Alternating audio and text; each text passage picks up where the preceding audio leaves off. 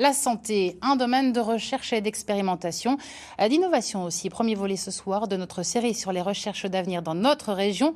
Et donc coup de projecteur sur un exosquelette miniature capable d'aider les victimes d'infarctus à faire à nouveau battre leur cœur. Regardez reportage de Malika Boudiba avec Olivier Bouillon. Ce que vous voyez ici est un dispositif d'assistance cardiaque biocompatible. En clair, un exosquelette très fin qui enveloppe le cœur pour le faire battre normalement. Une innovation qui pourrait être une alternative dans quelques années pour des patients victimes d'un infarctus du myocarde. Cette innovation a l'originalité de conserver le cœur natif.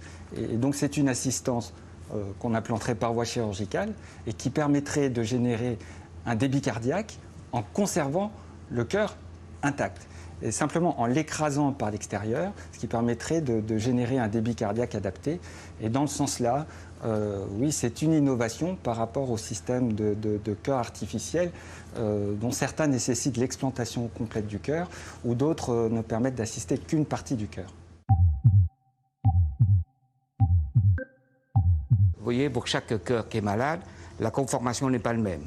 La zone détériorée n'est pas la même. Il faut s'appuyer, vous voyez les doigts, doit s'appuyer exactement là où il faut. Donc tout ça va être travaillé pour que chaque patient puisse avoir l'exosquelette qui lui correspond grâce à l'impression 3D. L'exosquelette serait donc parfaitement adapté à l'anatomie du patient, du sur-mesure grâce au progrès de plusieurs technologies. Du fait qu'on ait maintenant des puissances de calcul qui sont devenues quand même gigantesques par rapport aux dernières années, on est capable de faire ce type de simulation où chaque élément en fait, qu'on voit dans les maillages ici réagit comme doit réagir le tissu. Et on peut simuler, il y a des centaines, des dizaines, des milliers d'éléments qui vont interagir et qui nous permettent de prédire ce qui va se passer. La chose est la même pour les nouveaux outils tels que l'impression 3D métallique qui nous permet de créer des prototypes de manière rapide sans être obligé d'être gêné par toutes les contraintes d'usinage de ce type de matériaux biocompatibles.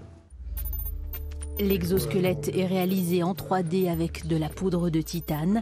Il s'agit aussi de miniaturiser au maximum tous les éléments qui seront dans le corps du patient, y compris une batterie à induction. Nous quittons l'école de chirurgie pour l'Institut Jean Lamour où une équipe travaille, elle, sur la membrane qui se placera entre le cœur et l'exosquelette pour limiter les risques d'inflammation.